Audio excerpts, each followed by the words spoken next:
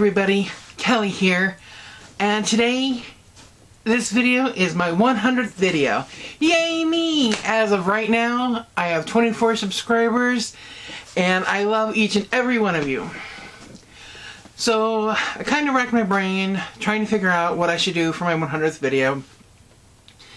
And it may not be a milestone to some YouTubers, but for this YouTuber, 100 videos is huge for me.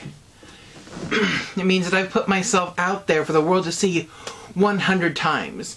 And it's not just, you know, my voice or my feelings or my thoughts. It's me. It's all of me. I usually don't hold anything back. I'm one of those people you wouldn't want to have on speakerphone because I really don't have a filter. If it goes straight from my mind out of my mouth. It's gotten me in trouble.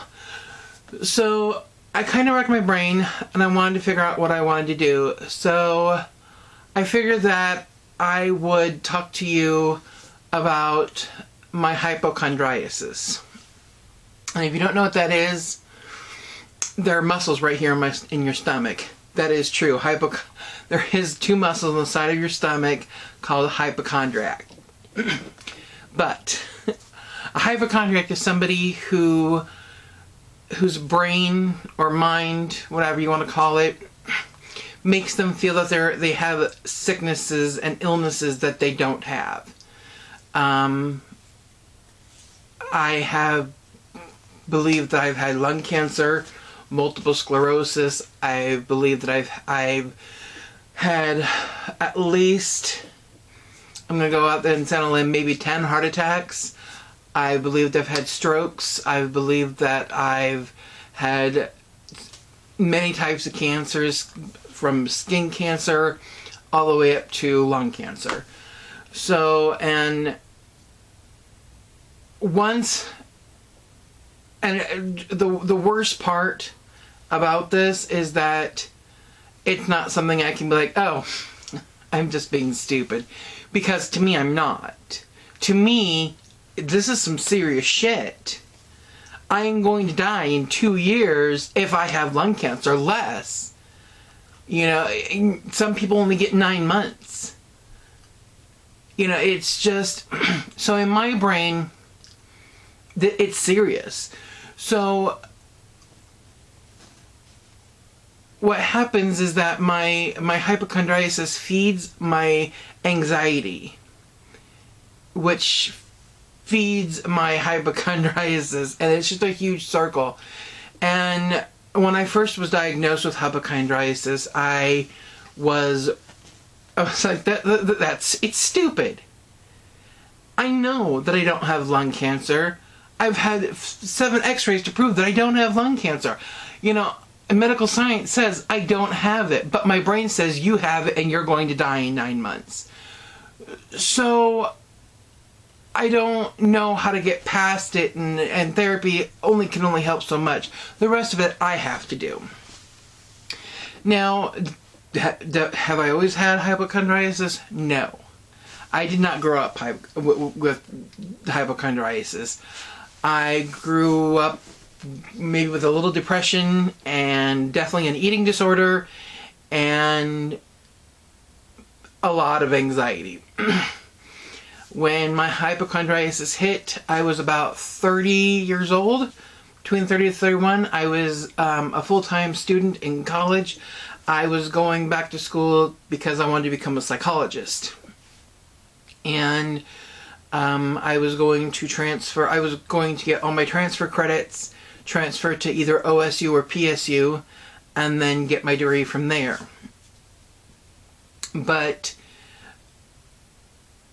And I was happy. I had just started taking my anti-anxiety medicine, and I would jump out of bed, and before I even knew that I was dressed, I'd be like, oh look, I'm dressed. How did that happen?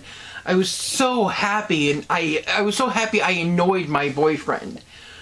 But things happened that transpired, and I'm going to tell you the whole story. This is probably going to be a pretty long video. So I hope you're sitting down, and I hope you got something to drink or eat in front of you. Or maybe you're doing your homework while you're listening. So what happened was, in January, a couple years back, I remember it was in January because I thought I had my first heart attack the night before. Well, the morning of Super Bowl Sunday in February. So, or maybe it was January. It was in January. But my family had trouble getting together on Christmas, so we decided we would do it in January. So, we had just got done having Christmas dinner, and my sister more or less sat at the head of the table, and I sat on one side of the table, my boyfriend sat on the other side, and my dad sat behind my sister, and my sister's girlfriend was nowhere to be found. I can't remember if she wasn't there, or she was in her computer room doing her thing, and my sister decided to have an intervention about my weight gain, and about me losing weight, and how I needed to do so. And the problem with interventions is that if you don't have a licensed psychologist or psychiatrist there with you, or if you don't have somebody licensed there with you, they can backfire. Not only can they backfire, but they can cause trauma. They can cause just insurmountable damage that you never even imagined would happen. You're hoping the best outcome is that that person wakes up even a little bit. And I will say that it did wake me up, but not in the way that my sister wanted it to happen. So, it was such a big blur what happened. I can't remember exactly the words that she used, or the words that my father used, but it was basically, you're too heavy, you need to lose weight, I don't care how you do it, I don't know how you're going to do it, but you need to. We're scared for your health, we're afraid that you're going to have a heart attack and die. And my dad really didn't say much on how to lose weight or that I needed to. It was basically he blubbered behind me and begged me not to leave him by dying. So, and you're thinking, well, hey, didn't your boyfriend do anything? No, my boyfriend did absolutely nothing. He sat on the side of the table and he looked pissed. He looked really upset because he knew what they were doing was wrong, but he didn't stand up for me, not once. He didn't say one word. He just sat there and kept his mouth shut. I had really nothing to say. What could I say? They were right. I do need to lose weight for health reasons, but not, I felt like I was being attacked, and that's not what they were doing, and I realized that, and even now, even thinking back on it, I'm still angry that they were, that they thought that it was okay for them to do that to me, because it wasn't. I'm not a stupid person. I've already been to college. I've already graduated with an associate's degree in applied sciences. I'm not dumb by any means. I know what my eating habits are doing to my body. I can't help my eating habits. As much as I try, I can't. Look, there's chocolate in front of me. It's going to go in my mouth. I don't think about it. I just do it. And, you know, I've gone through some different programs that talk about mindfulness. And mindfulness is a process where, excuse me, where you think about what you're doing. That's one of my problems, is I don't think. I'm a very spontaneous person. I don't plan anything. I just do it. I didn't even plan this video. I was planning on taking a nap. And I figured that I have to get up and I have to do it at some point. Might as well do it now. The dogs are asleep, dad's gone, boyfriend's at work. Let's get down, let's do this now. Do it! But, so, back to, after my tangent, back to the story, what happened after that was, I went home, I was depressed the rest of the day. I didn't want to do anything, I didn't care about anything. And my boyfriend couldn't get me out of my funk. My dad couldn't get me out of my funk. My dad honestly doesn't even try. When I'm in my funk or I'm having an anxiety attack, he yells at me a lot and tells me I'm stupid. Parenting 101. So we went to bed, and I woke up at 5 o'clock in the morning with a sharp pain in my chest, in the very center of my chest where your heart lies, right? Well, it's more down this way, but it was right about here. And I immediately thought, holy shit, I'm having a heart attack. Quick, let's go to the emergency room. And I wasn't. They could not explain the pain in my chest. My x-rays were clear. I had no puncture marks. I had no bruises, no discoloration. There was no reason for me to have that pain. And for as sharp as it was so sharp that it woke me up. So, and I had no other symptoms of a heart attack, and I had, and I feel like I'm going to have a heart attack almost every day since this. I want you to imagine that going into a panic attack every day when you feel a chest pain, even if it's just a normal, regular, everyday growing pain.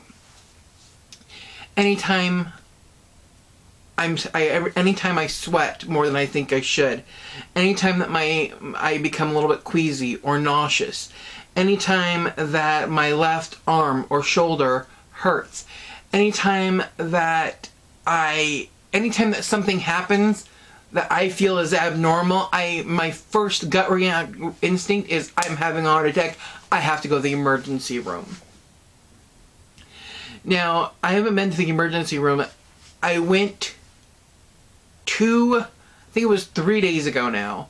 And that was because my left shoulder, whenever I breathed in, gave me pain. And that was a little abnormal to me. So it was a little bit more abnormal for me than normal. And the pain was really intense.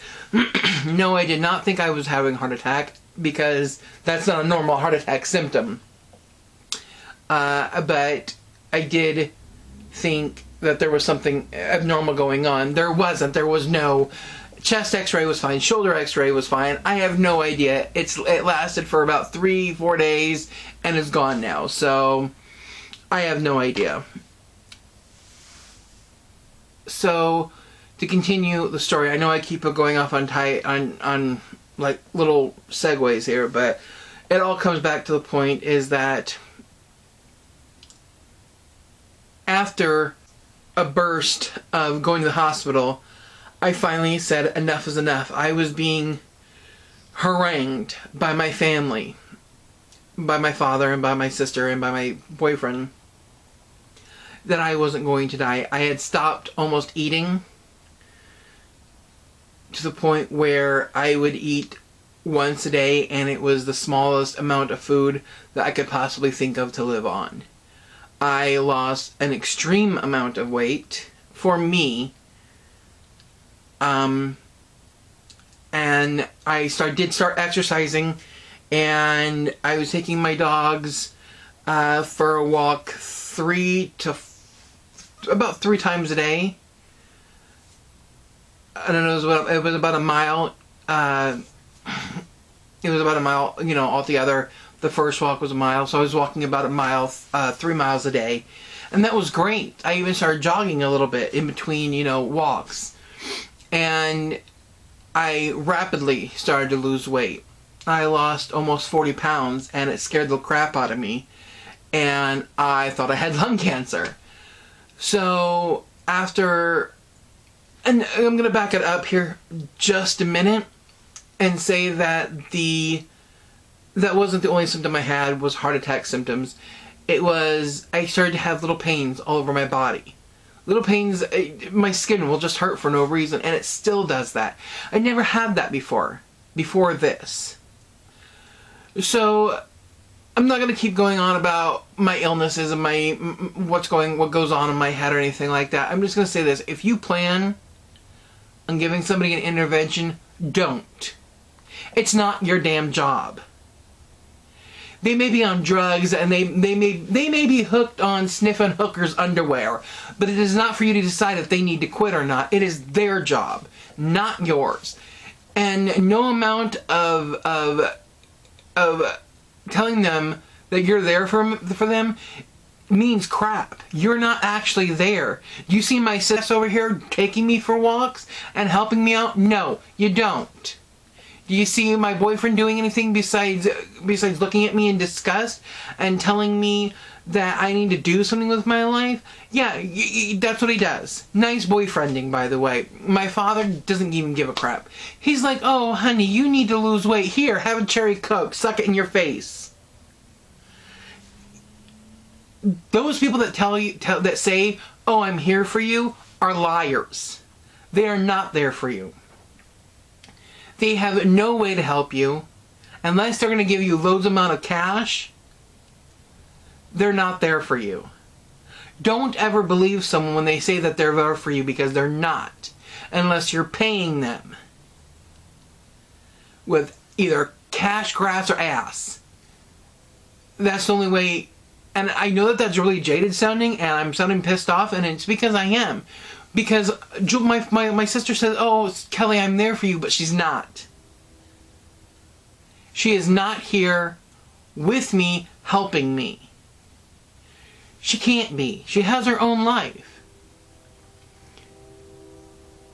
So it wasn't her place to start an intervention. She's not a licensed psychologist, therapist, whatever. She's not licensed to do anything but serve out bullshit. You know, my dad blubbering and guilting me didn't help. Not one bit. And I am struggling every day to climb up out of this hypochondriasis crap. And it is so, it's hard. Every day I'm terrified that I'm going to die and nobody cares. I am all alone in thinking that I'm going to die. And nobody but another person who has hypochondriasis can understand. Now, to tone it down just a little bit, the stats on people with hypochondriasis are more than likely they're never gonna get rid of it.